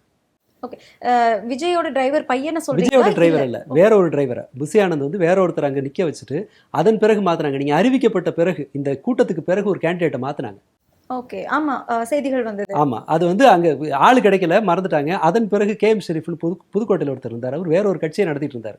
கூட்டணி பேச்சுவார்த்தை போனவர். அவரை கூப்பிட்டு அவருக்கு மஞ்சள் அவருக்கு கட்சி துண்டை மாட்டி விட்டு அவரை கேண்டிடேட் ஆக்குனாங்க. இன்னொருத்தர் அந்த தேனி பெரியகுளம் பக்கம் ஒரு ஒரு ஜாதி கட்சி நடத்திட்டு இருந்தார் இல்லையா, ஜெகநாத் மிஸ்ரா. அவர் சொந்தமாக ஒரு கட்சி வச்சிருக்காரு. அவர் டிவிகேல ஜாயின் பண்ணவே இல்லை, அவர் கூட்டணின்னு தான் போனது. அவரை பிடிச்சி இழுத்து துண்டை மாட்டி விட்டு டிவிகேங்கிற இதில் வந்து நிறுத்திட்டாங்க.